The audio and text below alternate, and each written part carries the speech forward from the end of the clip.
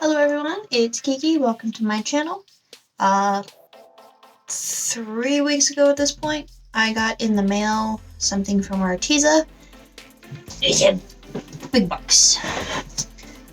These are the Arteza Everblend markers, which is the Arteza blend of alcohol markers. Goodness gracious, it's heavy! Look at that, it comes in a nice little case.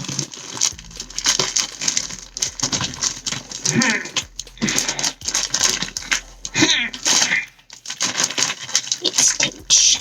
Ow, I hurt my finger.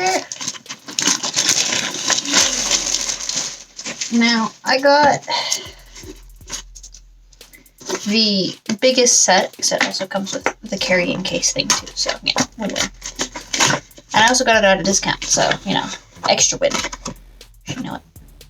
I'm gonna switch the cameras around so you can see this instead of me.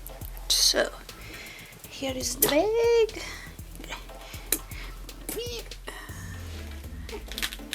Oh, it's got Velcro too.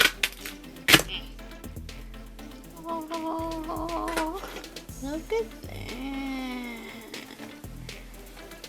Doesn't mess. Aha, there it is. They do have a blender. Okay. So let's take one of these out. Just grab one. So I have a chisel. And a hard nib. Yes, very hard nib. Not a brush nib. Just a nib. So now I do also have,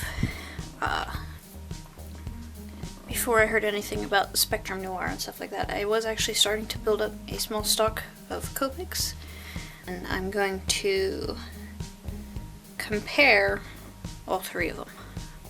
These ones, the Everblend, the Spectrum Noir, and the Copics, just because. Not that I am well versed in any of that, but hey, I can see how they go down. And you can too, so why not? Alright, so we'll put Copics on top. Alright, so there's the Copics. Next are the Spectrum. Now these are the, I don't have exact color matches, but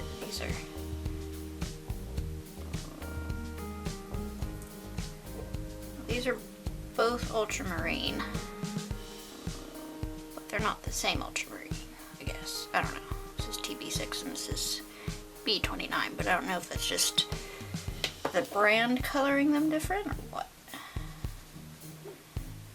But that's definitely brighter. For the Arteza markers, but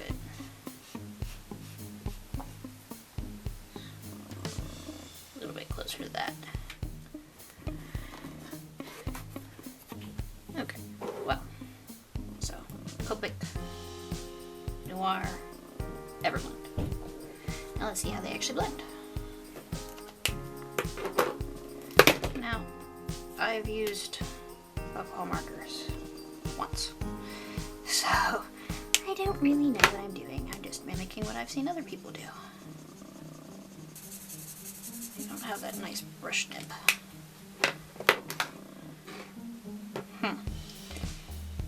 I would definitely say that they would probably blend better if they had an actual brush tip rather than a solid nib,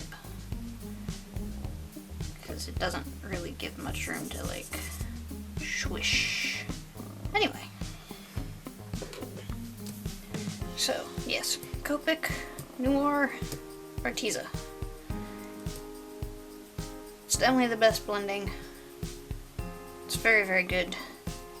Could be better, but it might just be because I don't know what the hell I'm doing. But yes, so that's a thing.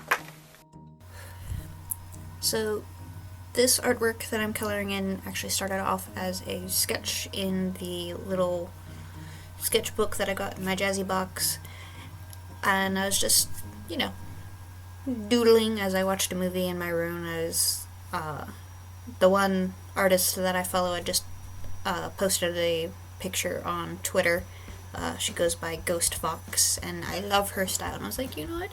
I want to try to draw a cute little fox like she draws. So this was my attempt at drawing a cute little fox like Ghost Fox does. I think he turned out pretty adorable. But then I took the picture and put it on my computer and, you know, fixed the line work up. Printed that out on regular paper and then had to transfer it to the paper that I'm using in this video, which is like, I think 120 pound watercolor paper, because it's the best I got. Essentially that won't bleed through, that's of a decent size, and I had to trace that over and such. So, but yeah, that's what this picture is and what it's inspired by. And I thought he was adorable, and I thought he would be a good test to use for these markers, since there would be several different colors and combinations that I would need for it. And it turned out really well, and I really did enjoy using the markers, and I really just got sucked in and lost in the artwork. The biggest thing is I would have rathered the brush nib to the hard nib, just because it does feel a lot easier to blend with and just generally put down on the paper, and it doesn't go squeak, squeak, squeak, squeak, squeak.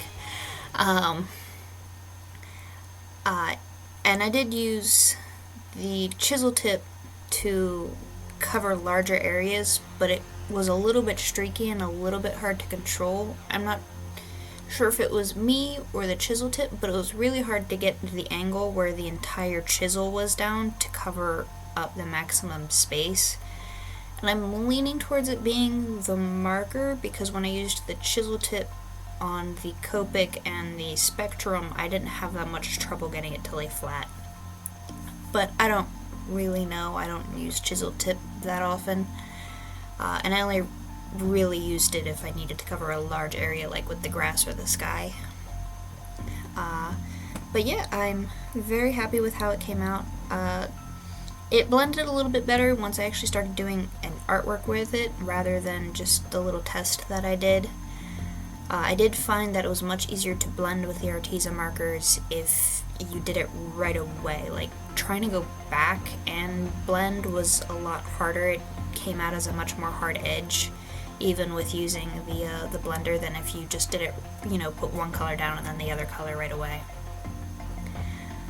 But this, yeah, I liked them, and I'm definitely going to use them, and I'll mix them in with, you know, the Spectrum and the Copics that I have, and they were really nice to use. Again, I would have rathered a brush tip, but I did, you'll see at the end, I did actually make a copy, well, I retraced the image, and colored it in again with the Spectrum and the Copics, and then I have to use the two pencils and two blue pencils and a white pencil from the Faber-Castell that I got in order to try and lighten the sky, because the only blues I had available with the Spectrum and the Copics were very dark blue that you saw me use on the blending card.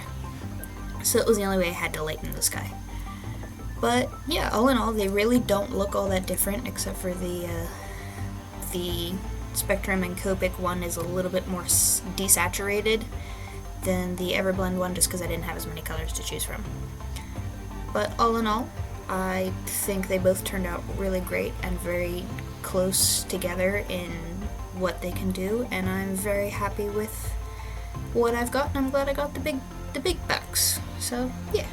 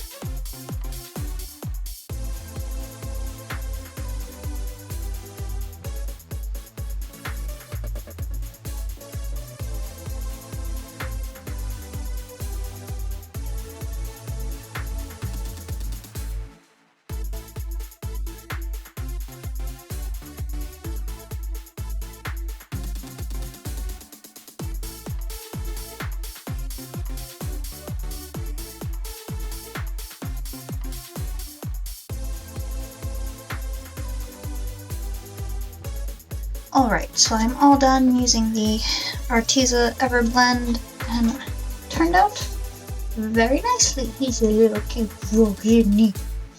My biggest thing with it is I would have rather there be a chisel tip and a brush nib rather than the chisel and the hard nib.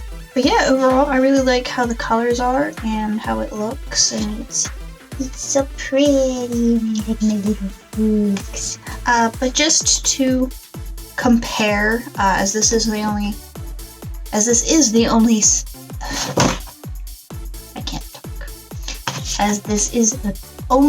the second time I've ever used alcohol markers, I just wanted to try again with the other alcohol markers that I had. So I used, these ones that I got from Jazz's box, and then the small selection of Copics that I had. It's nice for the colors I had, and it really doesn't look all that different. So but overall, they both, it's pretty comparable. But no, I like how it turned out, and I like how they work. So now I have a bunch of other colors, and obviously I can mix the different markers that I need.